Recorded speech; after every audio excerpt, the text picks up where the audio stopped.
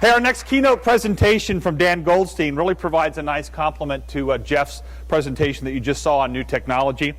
Dan Goldstein is the Chief Strategy Officer for DB5. It's a market research consultancy based in Los Angeles and New York. Dan is going to provide some insight into how global brands view the pace of technology and are breaking through the clutter to differentiate their brands. Dan has won nearly every advertising award on the planet and has worked at some of the most creative advertising agencies in London, New York, San Francisco, and now Los Angeles. Ladies and gentlemen, a big direct-to-consumer wine symposium welcome for Mr. Dan Goldstein.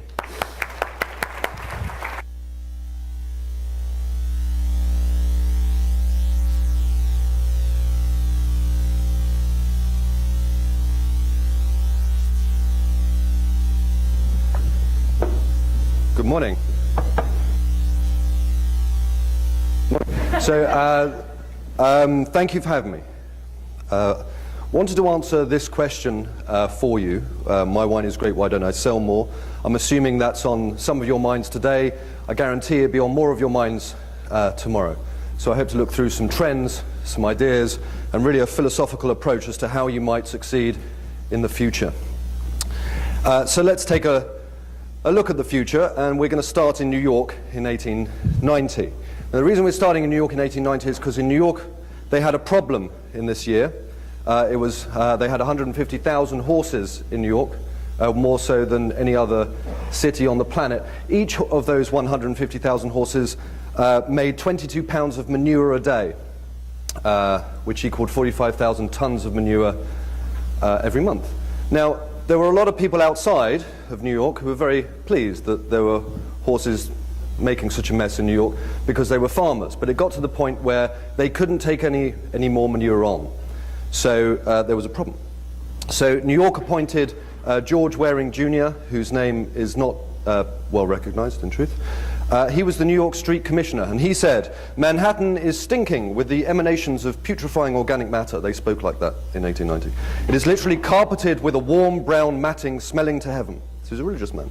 "I can claim with confidence that if unchecked, come 1930, which was 40 years in the future, horse manure will reach the level of Manhattan's third-story windows." This was one of the biggest critical issues facing New York in 1890, would you believe?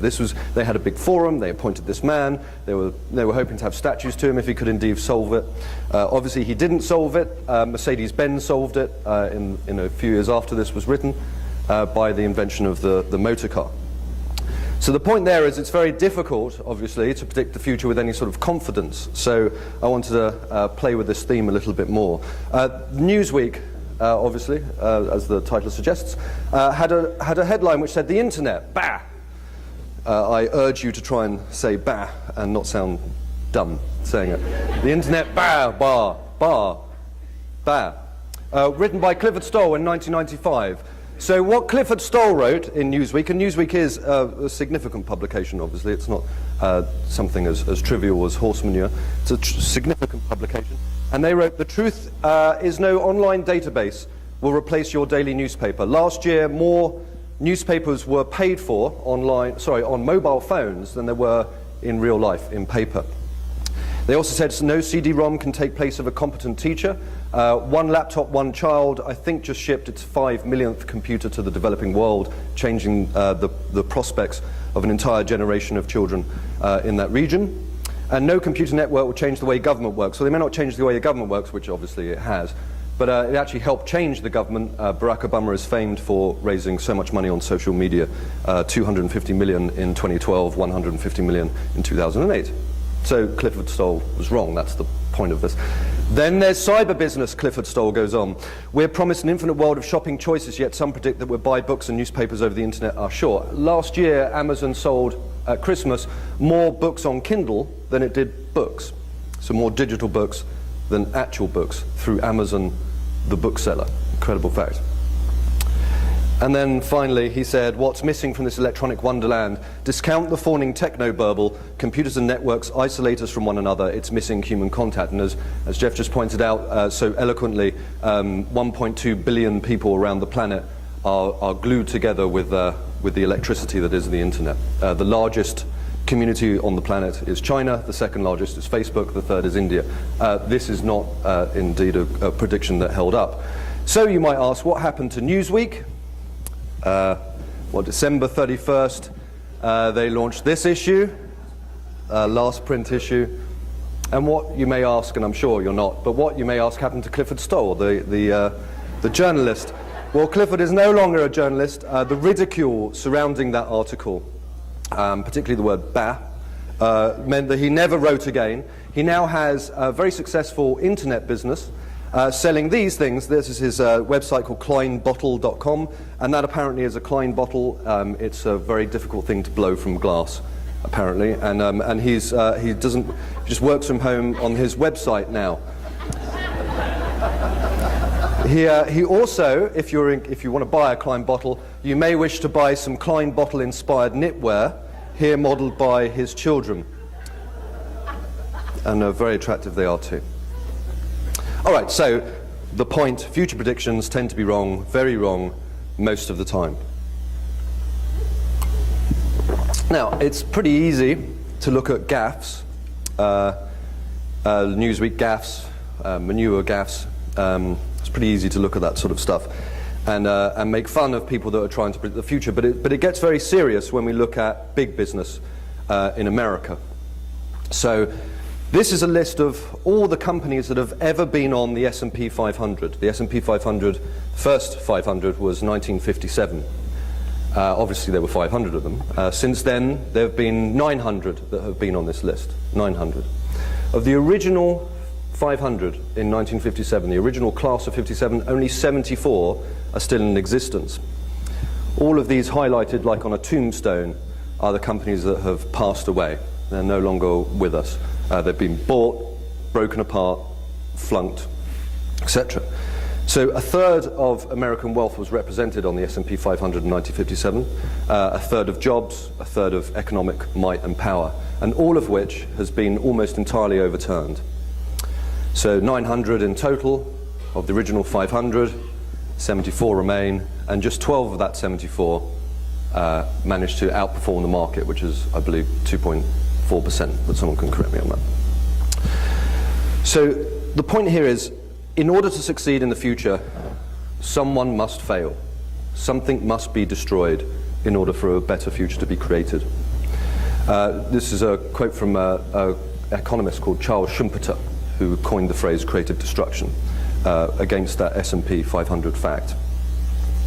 So I thought let's look at advertising over the past perhaps 100 years and see if that might give us a clue as to what its future might be. Amazing chart, actually. 1919 to 2009, this is the total amount of US advertising spend in over nearly 100 years. And it's expressed as a percentage of GDP. And as you can see, it's actually flat. So the advertising market hasn't grown. Sorry, Jeff. Sorry, mate. But media is where the money is, but clearly you are subject to the economic forces, as am I. So a flat, you can see around 1943 there was a dip in expenditure, which is probably a good thing because we were fighting a war.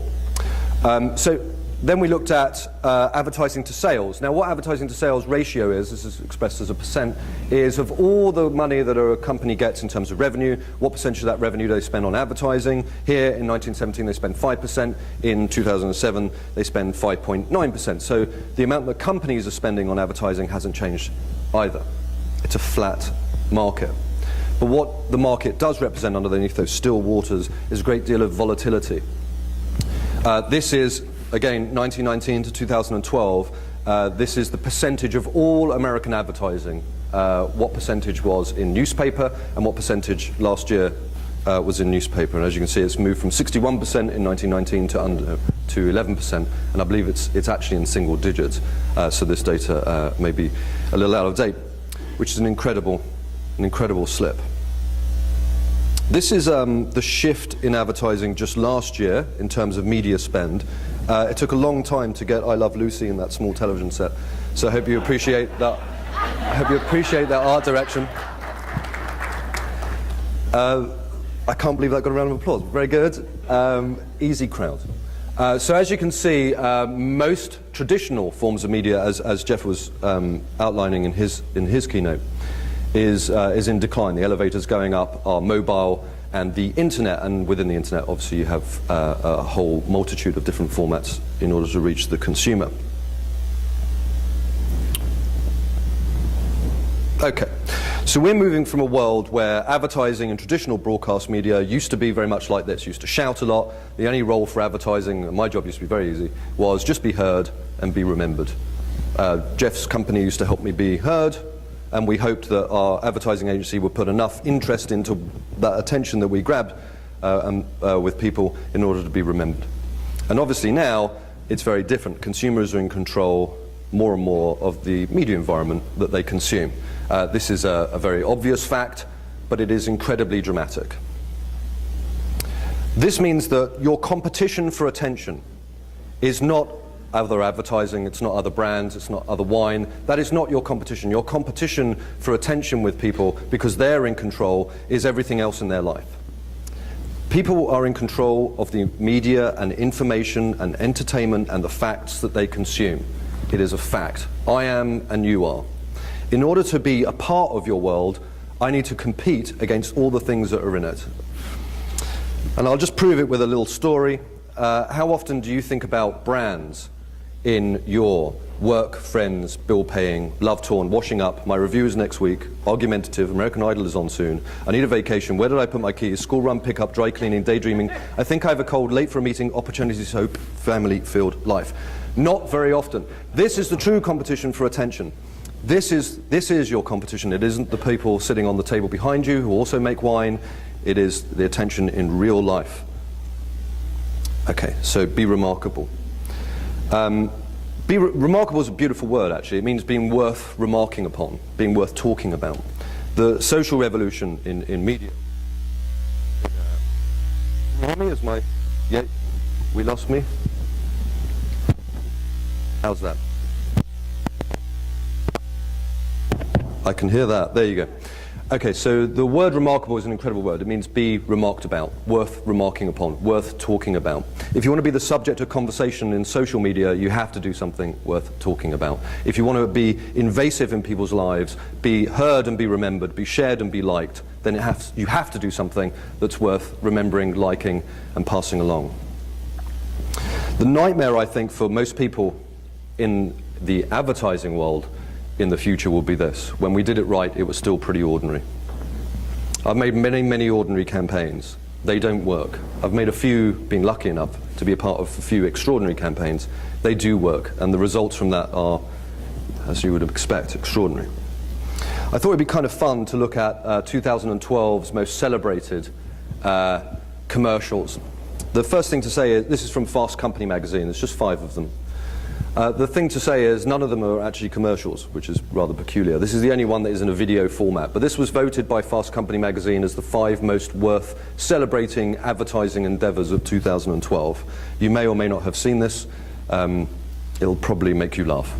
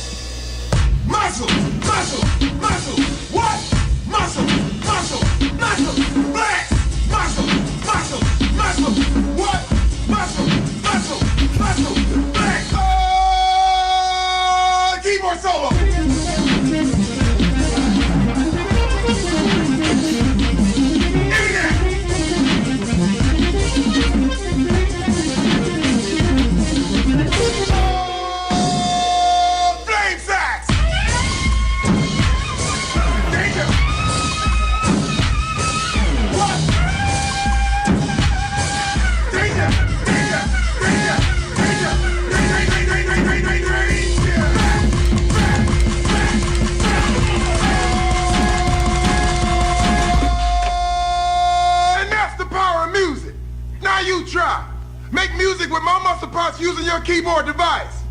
Do it!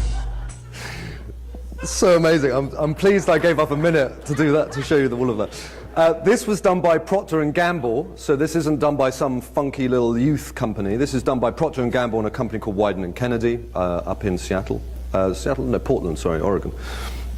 Procter & Gamble was one of the 74 that survived the S&P 500 decimation. It was also one of the ones that outperformed the rest of the market. It was one of the 2.4%, which I thought was interesting. Okay, so that isn't an ad, it's an invitation to go and explore things you can do with this individual.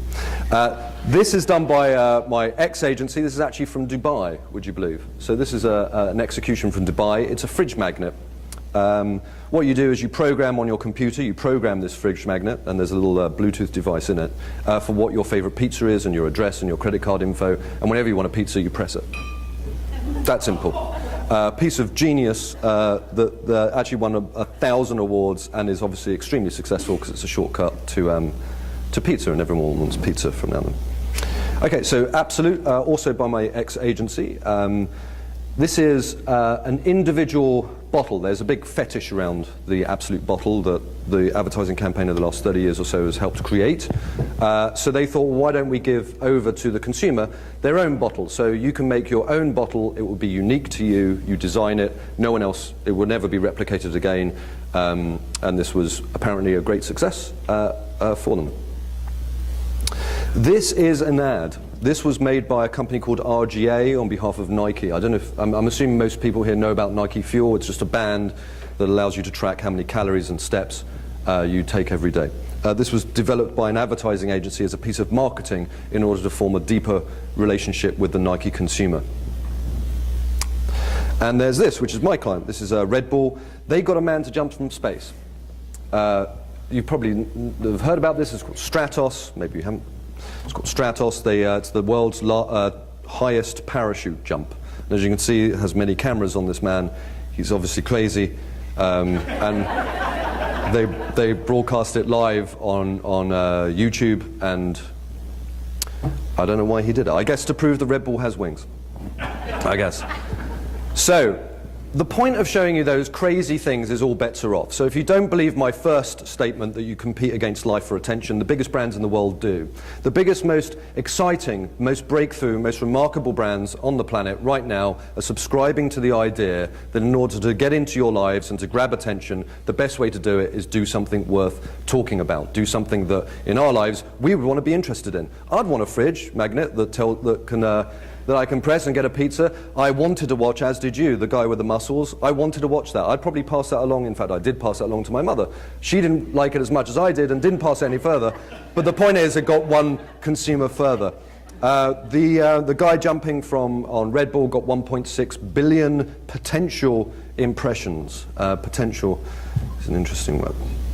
Okay, so a couple of predictions then. So change will accelerate dramatically. I think we can all bank on that. The world will be reinvented by the next 2 generations in business, healthcare, politics, war, education, and the fundamentals of human interaction.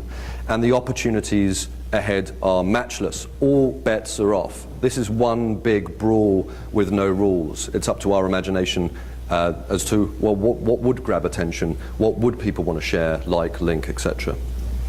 As an example, in Italy, for 30 years, under the Borgias, they had warfare, terror, murder, bloodshed, and produced Michelangelo da Vinci in the Renaissance. In times of great turmoil, great things can be invented. In Switzerland, they had brotherly love, 500 years of democracy and peace, and what did they produce? Well, they produced the Cuckoo Clock, so that didn't work out so well for them at all. Not many people go to stare at the ceiling where cuckoo clocks are made. Okay, so the truth about the future. We create it. We create it. It isn't out there well-defined, waiting for us to sort of understand it and analyze it. We are going to create the future, just as Leonardo da Vinci did. It doesn't mean that marketing or advertising or even making wine is as artistic, but it does require human imagination and effort and the creation of things that have never been done before. And right now, we need to do that more than ever before. So why don't I sell more wine? I bet you forgot about that question. I certainly had. Why don't I sell more wine? This is a picture of me and my partner, and we're choosing wine. That's why you don't sell more wine. The conventions within which you are playing are the same as everyone else. You cannot operate within set conventions and expect breakthrough results. You need to stand out, you need to be different, you need to be worth talking about, etc. This is not your only real estate on shelf. There's many more different things you can do. And as you can see from the biggest brands in the world, they don't believe in any rules. In fact, they they strive to break them. Closing thought. Mark Twain in 1890, so the same year that New York was being piled under horse poop, Mark Twain was writing stuff, and he wrote something that I thought was really relevant. He wrote, "The best swordsman in the world doesn't need to fear the second best swordsman in the world. No, the person for him to be afraid of is some ignorant antagonist who has never had a sword in his hand before. He doesn't do the thing he ought to do, and so the expert isn't prepared for him. He does the thing he ought not to do, and often it catches the expert out and ends him on the spot." The point there is, I've shown you some big stuff. I've shown you some like S&P 500. You know, we're not the S&P 500 in this room. You're not going to get someone to jump from space unless it's been a particularly good year and you're a little crazy.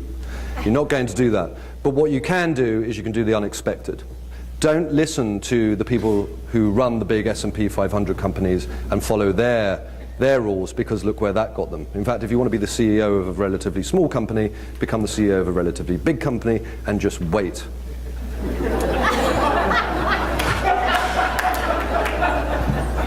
You need to be the untrained swordsman. The people who are supposed to be the masters of the universe haven't got a clue. What's clear is that the rules are there to be broken, and for those that do break them, you will, I promise you, sell more wine. And that's it.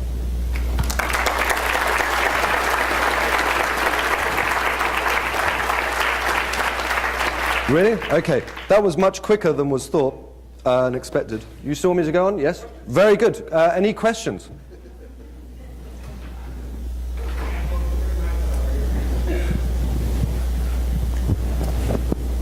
I guess horse poop got you. There's a question. Obviously, we are controlled by rules. Yes. And compliance and state whatever they are. Yes. And also, we're having a real problem with shopping cart abandonment on a lot of websites. So Right. if you're saying be creative and step out of the box, how can you step out of the box and still do everything legally? Sure. When I used to write briefs as an advertising strategist, there was an expression that we always loved, which was the freedom of a tight brief. There's nothing worse than like someone like me coming into a creative team and saying, do whatever you want, because they take them five times longer and it comes out 5 times worse. So I know this is a relatively abstract answer, but the confines of your problems are actually the way into the solution. So I can't pretend to understand the issues that you're talking about in any sort of expert detail. But trying to work the problem and trying to find a creative way through that problem is always the answer. That's the tightness of the freedom of a tight brief. So breaking rules, but to a very specific question. There must be different ways to stop cart abandonment online. I'm not sure what they may be. Maybe we can sort of brainstorm with Jeff after this, and it'd be kind of fun to do so. Okay. Questions?